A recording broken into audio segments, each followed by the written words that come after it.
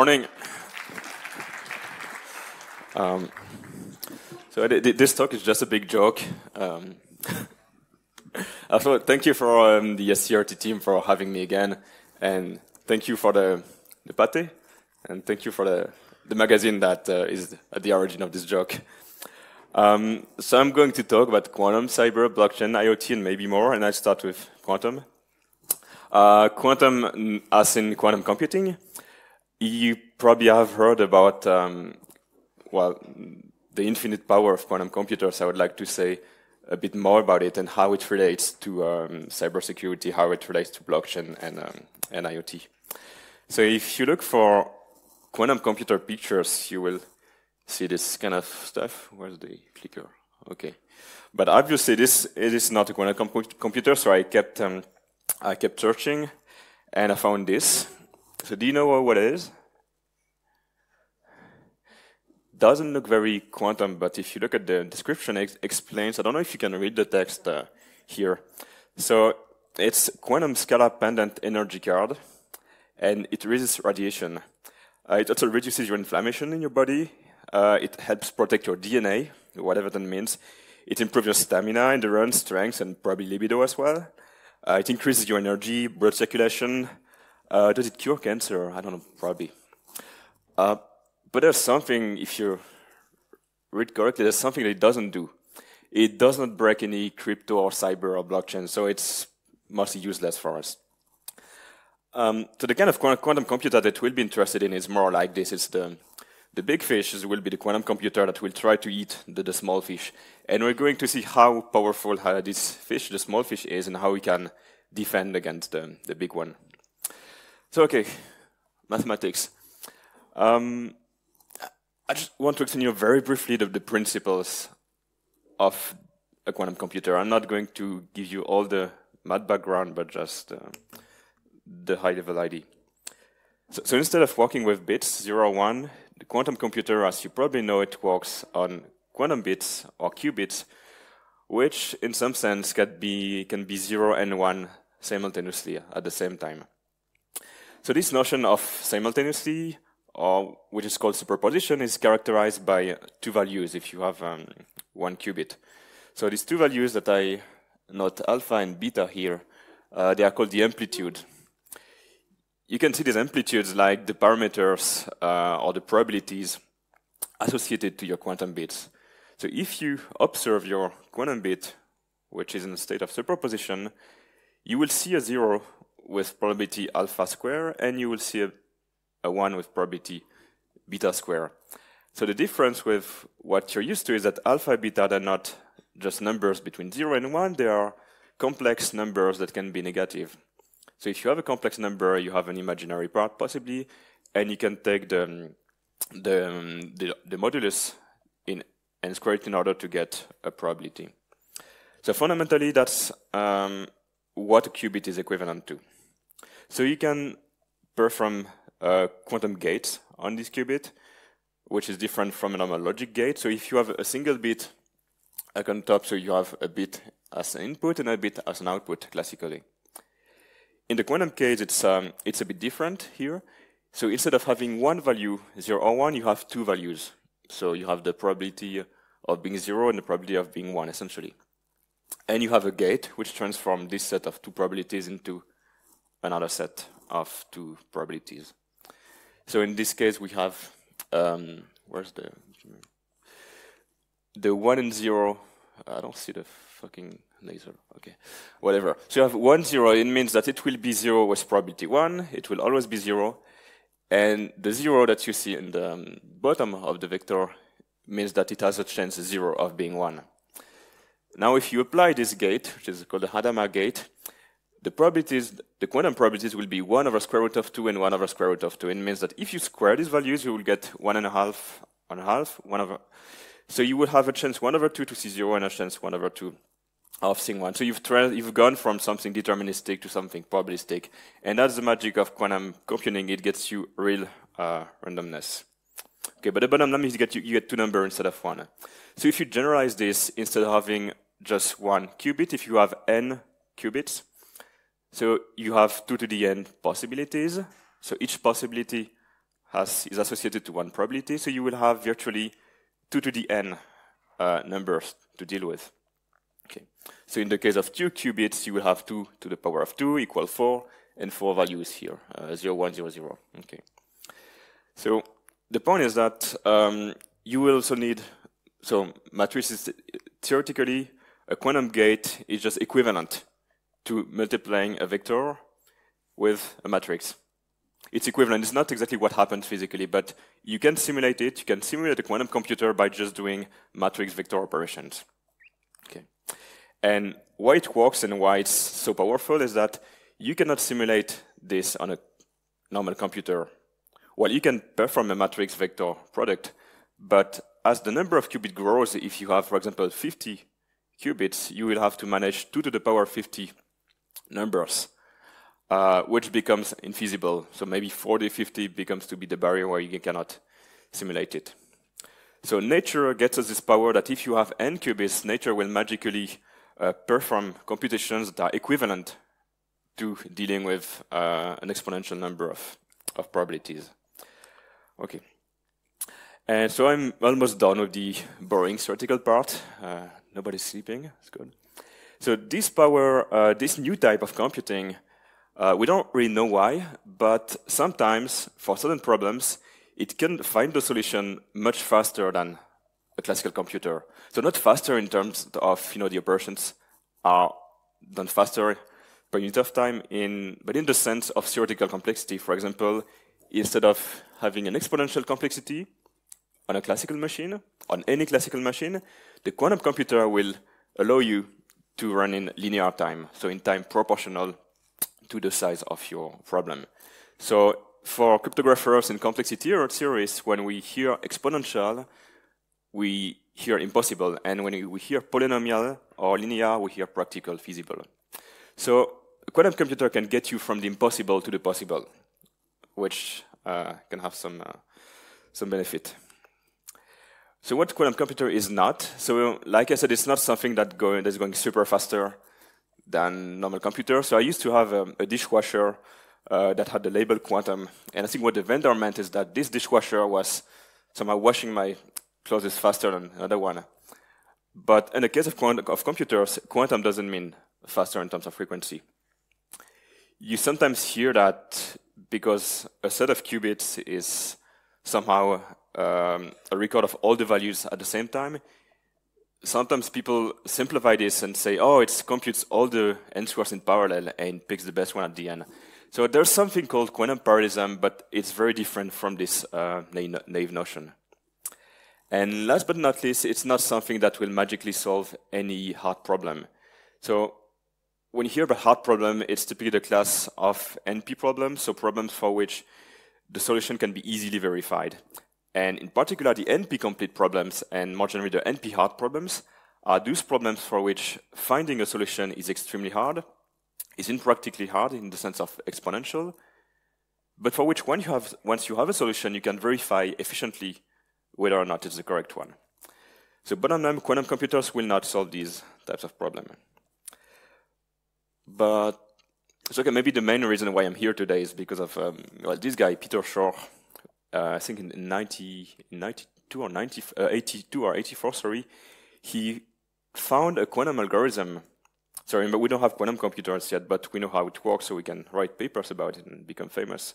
So he wrote a paper where he explained how to go from the number n to the factors p and q, where p and q are prime numbers. And the same algorithm can be applied to finding the exponent d if you have a value x raised to the power of d modulo p. Well, this problem is called a discrete logarithm in math, in cryptography. And the hardness of finding the small d here is behind the security of most of our internet connections. So if you look at TLS, SSH, which uses elliptic curve cryptography, and Diffie-Hellman, all the security of these problems is based on just this stupid equation. So classically, with normal computers, fortunately, we don't know how to solve this efficiently. We don't know how to factor big numbers. We don't know how to solve discrete logarithms. So the complexity is essentially exponential, to simplify. But with the quantum computers, it will be cubic. So O to the n to the power of 3, which means feasible, which means that RSA is dead, Diffie-Hellman is dead, elliptic curve is dead, and it's time to put to panic because all our connections that were encrypted would become broken, which is bad. So yeah, there might be reasons to panic, and some people do not necessarily panic, but some people would like you to panic. Okay, but so what's the deal actually? Should we, ditch our old RSA crypto and get some new type of crypto? So concretely, how easy would it be for a quantum computer to break the crypto? So based on the information we have today, some researchers tried to estimate how long it would take, how big would the computer be. And they estimated that to factor an RSA modulus of 1024 bits, which is relatively low today, it would take of the order of 1 million qubits. So several orders of magnitude more than the size of the number. And to factor an RSA 2K 2048, they estimate in terms of latency that it would take a few months, so specifically 5 months in this example. So it would not be just, in a few seconds. It's not as bad as it sounds. To summarize the state of the research today, the best quantum computers we have, if we can call them like this, they have of the order of 10 qubits. So it depends on how you read the press release by IBM and Google. Sometimes they would say 50 or 70. It's not really a quantum computer, it's just a bunch of qubits that may or may not do anything. But anyways, number of bits we want to attack in RSA, in ECC, is of the order of a few hundreds or thousands. But the number of qubits we'll need is way above this few millions. So why millions and not just thousands? Because a quantum computer is very fragile. There's a lot of errors and interference happening, and we need to correct the errors. And to correct all the errors that are happening inside a quantum computer dynamically, we need many, many more qubits. Okay. So where are these crypto algorithms, RSA, ECC, where are they used, and where might there be a problem? So in blockchain, obviously, the old crypto TLS SSH, it's the past. The blockchain is the future. It's disrupting the industry, and we all love blockchains. So, yeah, there's no Lambo today. If you're invested in crypto, you must be rich. So I won't spend days explaining what a blockchain is. If you know, good for you. If you don't, I'm sorry. But it's essentially a database, but it's even less useful than a database because you cannot remove data from this database. So it's also immutable, and it's a database that is not distributed like all the stuff we heard about by Apache and others in the early 2000s.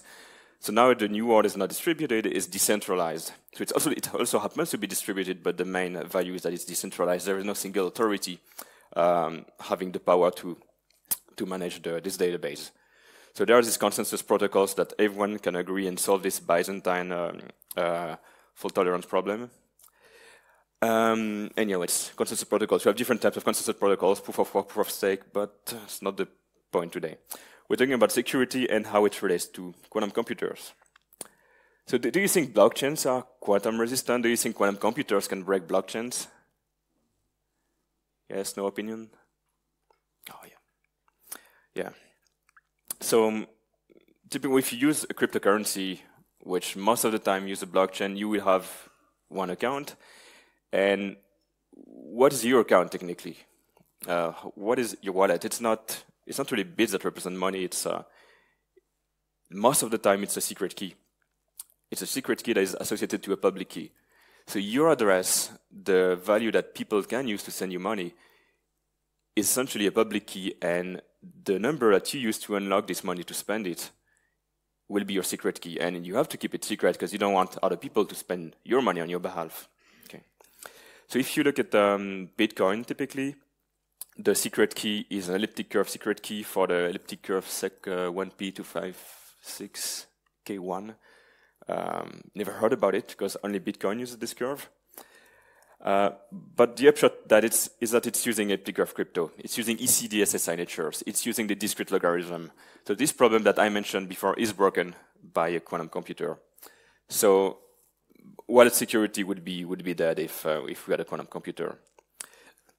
Now, what about mining? It's a bit less obvious. So mining is essentially a decentralized lottery where people create new money out of thin air using either proof of work or proof of stake, which are kind of equivalent but not completely equivalent. So you might think that proof of work is generally based on computing hash functions, and hash functions are not really broken by quantum computers. But both proof of work and proof of stake, as they are used today in most cryptocurrencies, they use digital signatures. So they would also be broken if we had a quantum computer. So bottom line, many blockchains would be broken. Okay. But there might be a solution. Something called post-quantum encryption. It looks like this, like you're in the Matrix. There's green letters and dark background. It looks very interesting. So post-quantum, it's just crypto, just a new type of crypto that would not be broken by quantum computers. So if it's not broken by a quantum computer, it must not use RSA, it must not use Diffie-Hellman, it must not use any problem that would be broken by a quantum computer. So no factorization, no discrete log. Okay. So example, RSA is not post-quantum, obviously, because it will be broken, but AES is post-quantum because it would not be completely broken. It would just be half broken, if you will. If you had a key of 128, it would get you security roughly 64 bits. We don't really know, but people like to say 64 bits because it's just the half, and it's the theoretical estimate. So people, have different opinions on when a quantum computer will come, if at all. I usually present this like an insurance. So like you buy an insurance to protect your house against flooding, against, alien attacks, even though you know that is very unlikely to happen, but maybe you feel better when you have this kind of protection. So here it's, again, a risk management thing. You are a CSO, you have a budget to manage. Do you want to protect your organization against the risk of a quantum computer? When you are completely clueless about when a quantum computer will exist, some people tell you never, some people tell you tomorrow, you just have no way to decide. But more concretely, people like to listen to NSA. They tend to have interesting opinions on crypto. And I think 3 years ago in 2015, they published a memo via another organization where they said that they plan in the future, they don't say exactly when, in the future they want to transition from normal public key crypto to post-quantum crypto in US federal agencies. And when they publish this, there's all the conspiracy theories, people thinking, NSA, they're up to something, they have a quantum computer in the basement, or they know something that we don't. Well, my personal opinion is just that it's risk management. Again, if you know how much time it takes to deploy something new in a public agency, it might well take 30 years to switch from the old crypto to the new crypto. So maybe this is just being prudent and risk management. So if you want to see how the post-quantum crypto of the future might look like, you can go to the website of this project by NIST, which is the standard agency of the US government and de facto the standard agency of the whole universe. They just started a competition in the sense of a public project where anyone could submit their new proposals of a cipher. So even I did. And since November, there's a public list of 82 or 84 submissions that people propose. And in a couple of years, NIST is going to hopefully select one or more, which might become the post-quantum crypto of the future. Okay, so this kind of projects, it's funny for cryptographers. It's like destruction derby. So you submit your algorithm and you try to destroy the others while the others try to destroy you. And at the end, someone survives. Okay. So I'm not going to explain how this type of crypto works. It's pretty complicated. Even now, I don't really understand most of it. But you can just see it as 5 different types of crypto. The first one is based on something from the 70s, error-correcting code. It's code-based crypto. The second type is also based on something from the late 70s by Leslie Lamport and others, hash-based crypto. It's essentially a bunch of binary trees and hash functions. Latest base, it's much more mathematical and much more interesting, maybe from a theoretical point of view. And most of the submissions are of this type, be it encryption schemes or signature schemes. Multivariate is also, as all as mathematics, it's based on the harness of solving algebraic equations. So the kind of equations where instead of having just additions, you have additions and multiplications. And isogeny-based crypto, nobody really understands how it works. So very quickly, hash-based crypto. I'm going to show you the most ridiculous crypto construction ever.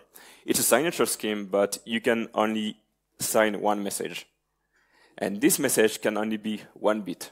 It can be 0 or it can be 1. So in this kind of construction, the private key, you will have 2 values for the private key, K0 and K1. So your private key is the pair K0, K1. And when you want to sign a message, so remember that a message is either a 0 or a 1. Let's say you want to sign the message 0.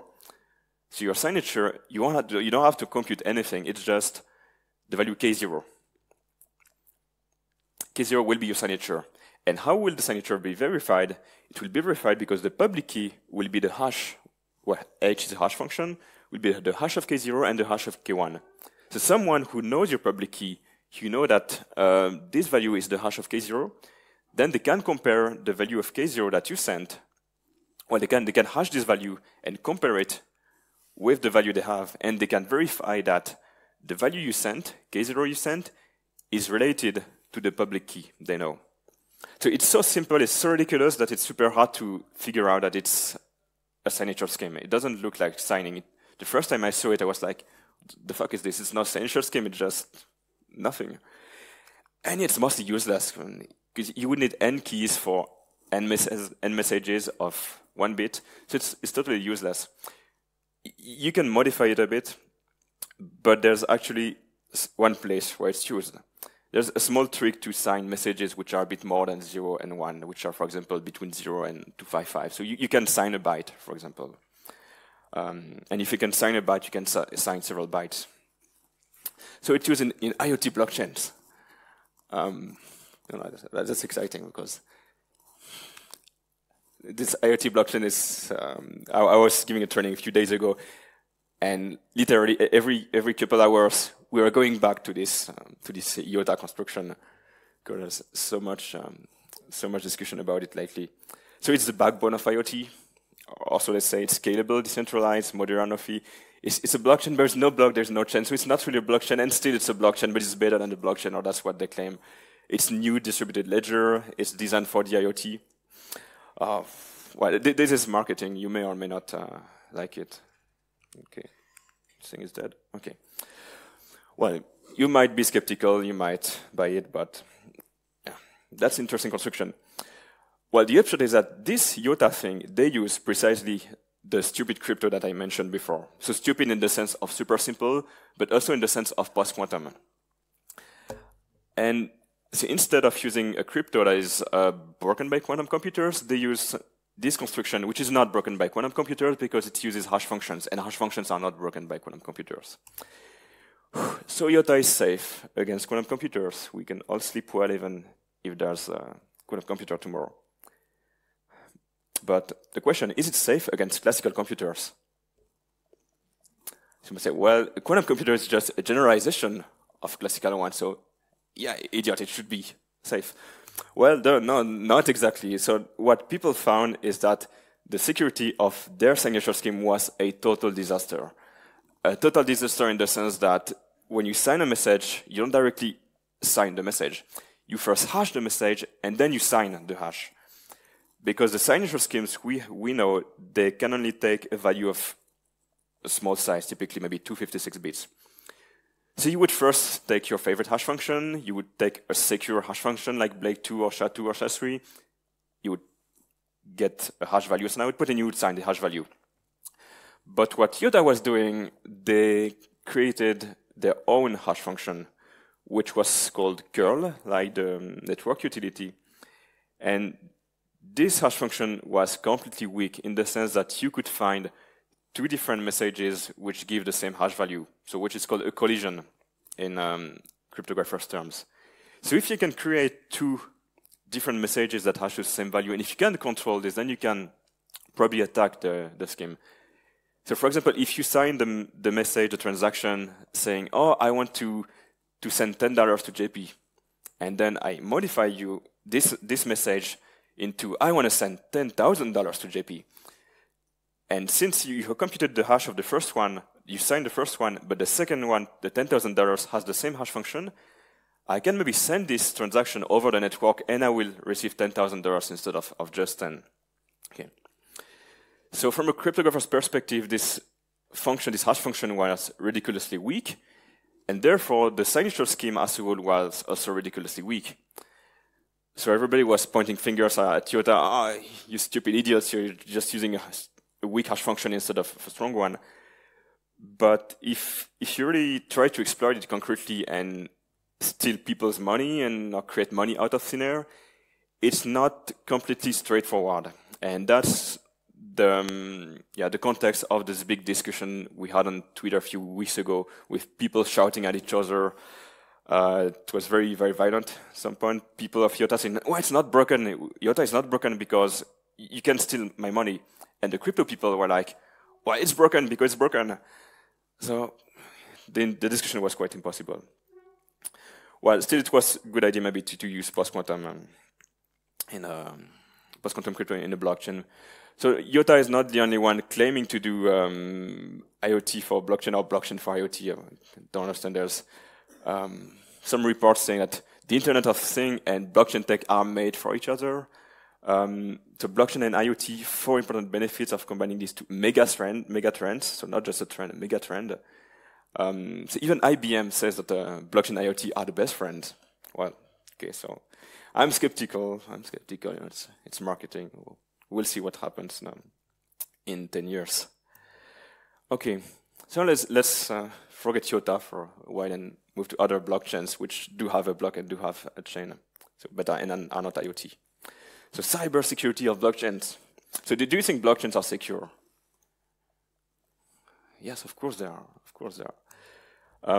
So I did quite a few audits of blockchain stuff since about a year or so, looking at the security of wallets, of consensus protocols, of validations.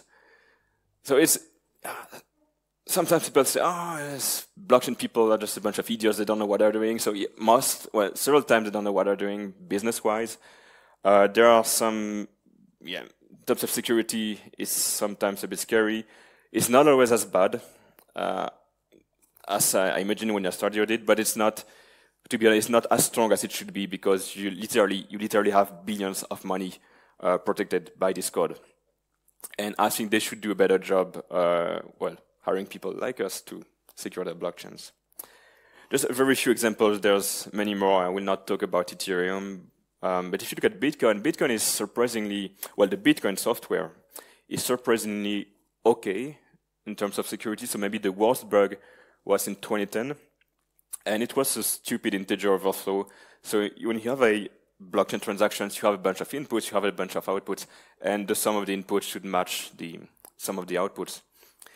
And the problem in this case was that the sum of the inputs could overflow the integer storing this number. So instead of having a big integer, you would have a very small one or negative one.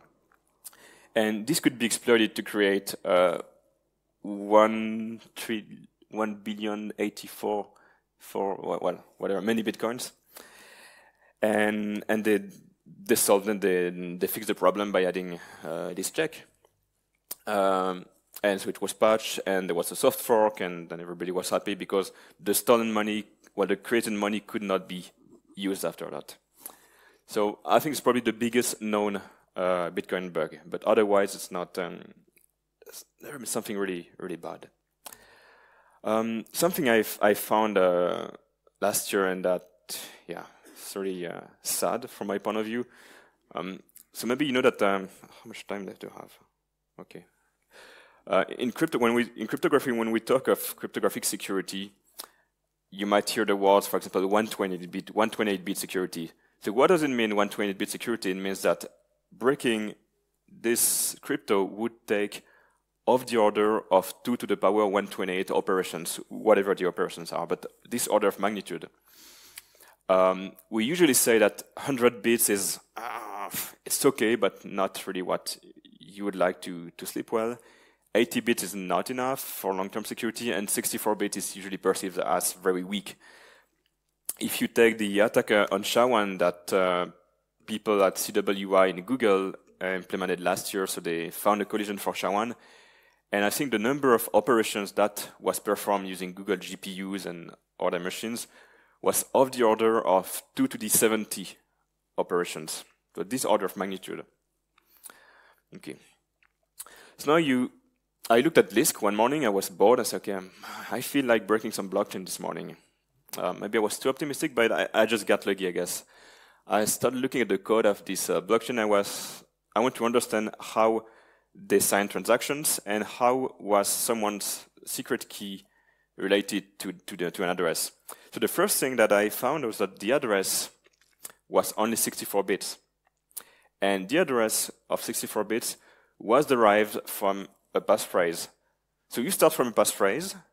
From the passphrase, you get a private key, which is your secret key. From the private key, you get a public key. And from the public key, you get an actual address of 64 bits. So what I could quickly find is two different passphrases, so essentially two different accounts, that could give the same address, so a collision. So to find a collision over 64 bits, you just need of the order of 2 to the 32 operations. It was relatively slow because of the algorithm they used, but it took me maybe 1 hour on 8 course to find a collision. So what I could do is create one account. So I create one account of Descriptor currency, and then receive money on this account, and then using the second passphrase, log another machine and hijack this account and steal the money of this account. So the first guy with the first passphrase lost access to his money. And what I found is that instead of just finding a collision, which take 2 to the 32 operations, you can attack any account by computing a brain image attack, which would take you 2 to the 64 operations, which is much higher, of course. But I found several accounts holding millions of dollars worth of money, for which I could have computed a brain image, so find another passphrase that gives the same address, and I could have stolen these guys' money, just because the address was too short. And well, I didn't do it. I still have my shitty car. I didn't buy a Lambo because I'm honest. Also because I was lazy. I estimated that it would have taken a budget of maybe $50,000 of EC2 and other cloud instances to get millions of dollars worth of money within 1 or 2 months. Okay, so I didn't do it. But the response was like, oh, but it would still be months of computation. Well, that's hard to do, so yeah. And this is still not patched. The only thing they did is warn the users and explain to them how to mitigate, how to protect their account. But there are still a bunch of accounts that are vulnerable, so if you have time and money, you can... Okay, no, I didn't say this. Okay. Another very funny one. So if you're into web security, you know that you cannot trust code client running on the client. And this one was really funny because this cryptocurrency, instead of doing all the verifications on the server side, on the side of the validator, it was trusting the client in verifying the transaction, for example, the signature, so verify that you have enough money to spend this amount of money. So the client was supposed to run this code, checking that, oh, I want to spend $100. Do I have $100 to spend? Yes, no. But what you could do is, well, if the code is running on the client, you can just modify this code and bypass the verification. So yeah, that was a major disaster. Okay, so I think I'm almost done. I've talked about quantum, I talked about cybersecurity, blockchain, IoT. So what is missing here? Machine learning. Well, I thought that I wouldn't have enough time, so I will only give a few highlights. So you should know that blockchain, AI, and machine learning, because it's completely different. And IoE, do you know what IoE is? It's even better than IoT. It's Internet of everything, not just things, all the things. And it will make you money in 2018. They don't have no clue how. And here they explain how IoT, blockchain, and machine learning are working together, they are best friends, to seriously innovate supply chain management, of course. And big data as well. So, well, big data was like 3 years ago, but you still hear about it. Big data powering blockchain with machine learning to revolutionize the IoT, cyber transportation, and logistics learning. And quantum as well. You can combine blockchain, AI, and quantum computing. It's the perfect whatever. Yeah, so much bullshit. So I practiced this presentation a few days ago with my friend, and Philippe, he said, "But what's the message of your talk?" I'm like, "Well, I don't know, so maybe you can get your own takeaway of this talk," which is essentially a big joke. Okay, so thank you, and you can join my ICO GPK, and I still have a lot of Monopoly money to send if you're interested. Thank you very much. I can take questions.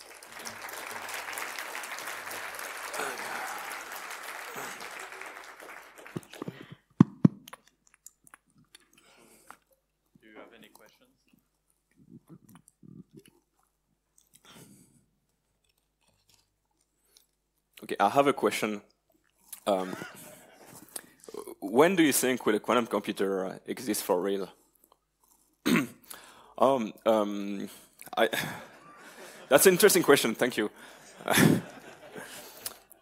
Well, I don't have any real conflict of interest. So sometimes you would hear people like, if I had a quantum computing, post-quantum computing business, I would tell you, oh, maybe in 2 or 3 weeks, so you should buy my post-quantum crypto.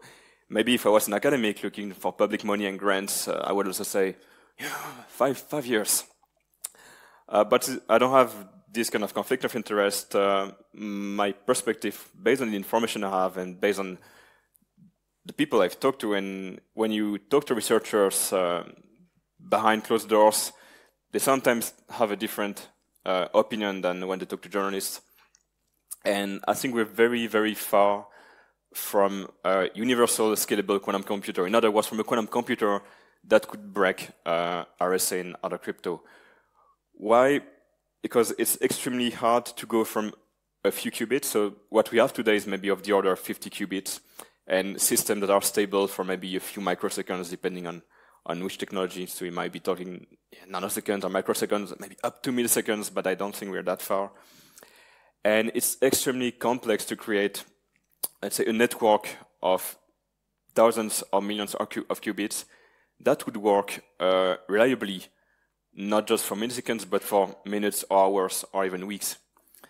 And when you talk to researchers, they might say, oh, maybe we will reach the quantum supremacy in a few years. Quantum supremacy means the day when we will have a quantum system doing something faster than any classical computer.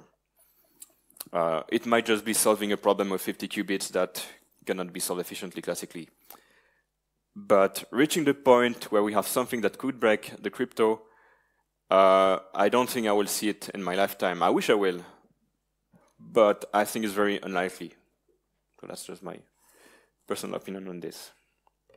Thank you for answering my question. Do you have any?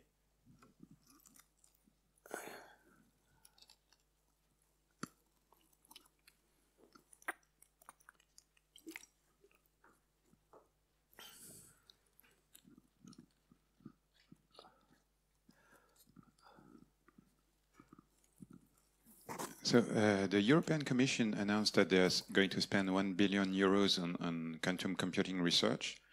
Do you think anything will come out of this research? Is it money well spent, or?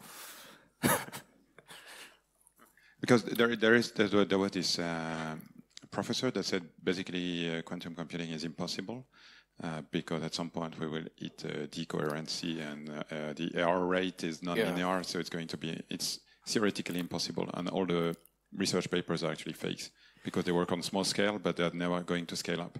Yeah, there's this type of opinion by very respected people. But I think the research, the good thing with research is that you always learn something, even if you don't find what you expected to find. Maybe you have learned something, like the case of LHC, they didn't find what they want to find. So it's a PR disaster, but maybe in terms of knowledge, they learned something. So, yeah, I don't have any real opinion on this. Maybe I would spend the money differently. Well, from what I've seen, the public investment from the European Commission are not only motivated, but what we would like them to be motivated. But that's maybe a political question. Maybe one last thing, just small commercial plug. I will be selling a bunch of my books outside during the break. So if you want to get one, I'll be there. Okay, my phone is ringing. Other questions? Yeah.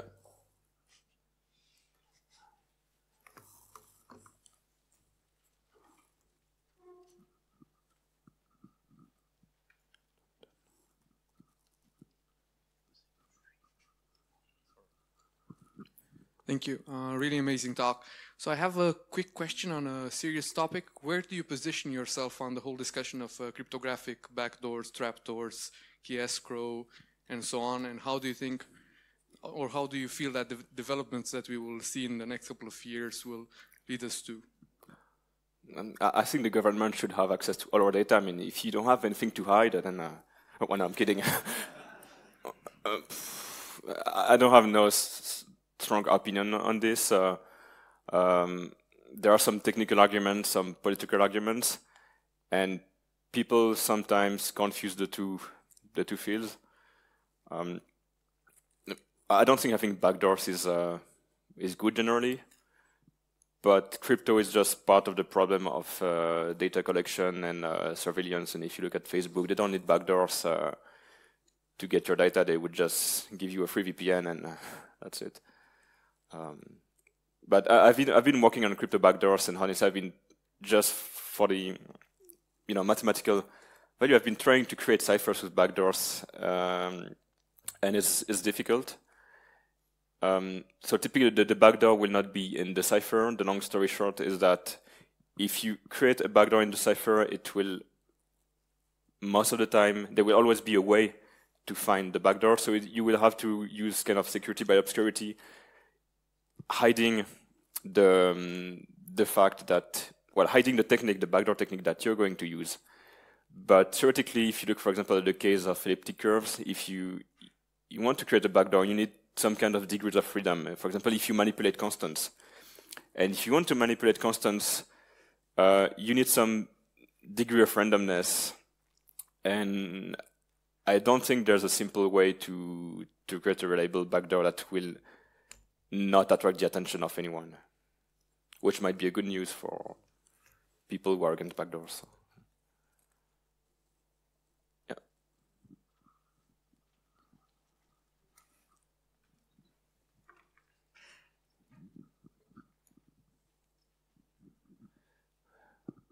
So just about the previous question, is there a way to make a secure backdoor, like some kind of secret sharing scheme where the users have their own secret, and the government has like a master secret that it's the only way to decrypt it's like the only other way to decrypt the data except for having the personal secret that you use to encrypt it?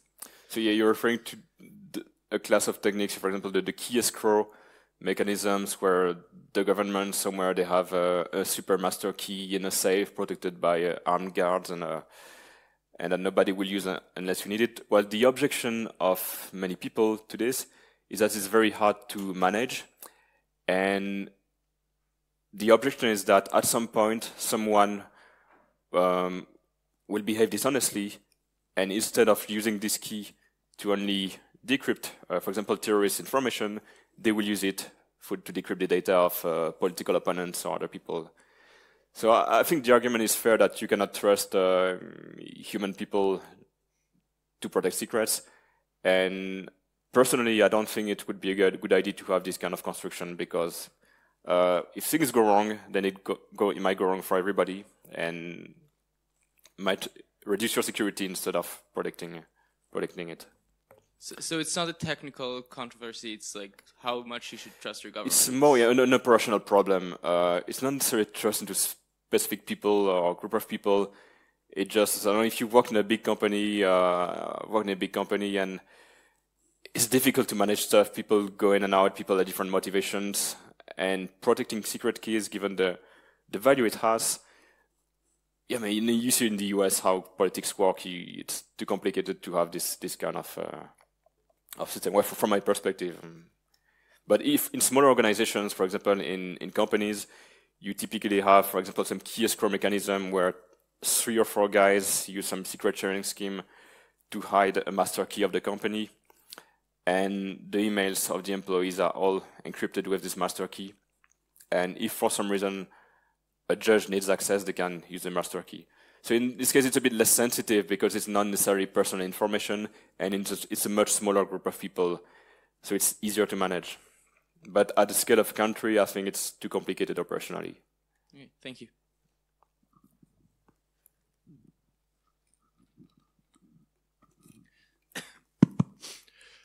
Yeah, the purpose of this question is to make everyone else feel good, because it's a stupid question. But I paid the parking, so I'm going to ask it anyway. When you made the example of the Ethereum collision on a public key of 64 or something like that. Yeah, it was a list, yeah. Right. Sorry, from an ignorant point of view, I thought it's much easier just to hack any of the wallets that there are. I see many just login passwords after all. Is that true, or is I'm oversimplifying, or it's out of the topic? And does everyone else feel good, by the way? No, but actually not a stupid question.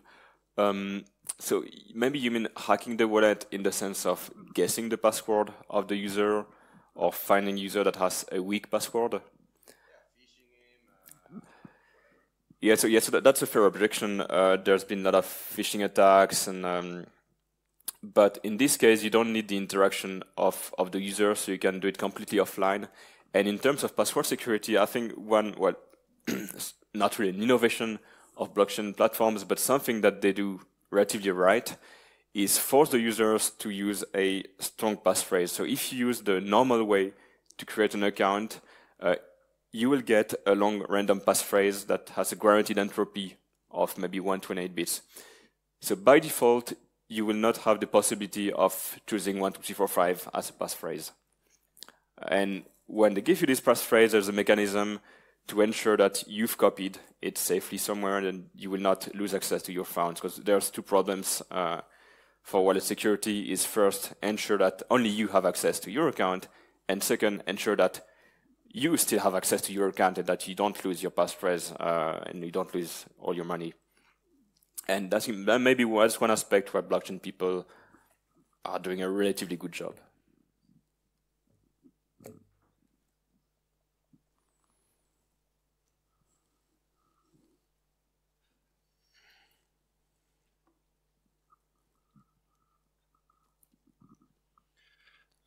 You talked about this post-quantum ciphers, or like property for crypto, and that there are already some problems that are proof that they will be solved with post-quantum computers. So my question is, what about the other ones? Has there been a lot of research, for example, for those hash problems? Or is it like, not so much research has been done and it might be also broken in some years? Oh yeah, good question. Because you might, like, today just invent a new problem out of the blue and say, this looks post-quantum. So the problems that are used, they've been known for many, many years to be of the type of problems that cannot, or that are very unlikely to be solved by quantum computers. If you look at code-based crypto, at lattice-based crypto, and multivariate equations, these are all fundamentally based on NP-complete problems. So the class of problems for which we are fairly confident that they cannot be broken by quantum computers. So it's like the case of P equivalent P. We don't have any actual mathematical proof that is the case, but we have a good enough understanding to be very confident that it's secure. In the case of hash function, it's a little bit different, because hash functions, they do not work based on a mathematical construction. They just work by doing a bunch of XORs and additions and bit shift and bit twiggling to create something that looks random. But breaking hash functions with quantum computers, is also very unlikely to work, because the problem that you want to solve is to invert the function, so go from the output to the input. And what we know is that it's kind of equivalent to the problem of quantum search. And the problem of quantum search, we know that it will get you at most a quadratic speed up. So instead of going from the impossible to the possible, it will only go from something less slow. So if you have an output size of 256 bits, instead of taking of the order of 2 to the 256 operations, it will be 2 to the 128. So you remain the exponential domain. And we're also very confident that it cannot be improved. So long story short, we have a good level of assurance. Maybe from my point of view, the biggest worry will be in practice the safety of implementations, and in particular against side channel attacks. But that's another type of problem.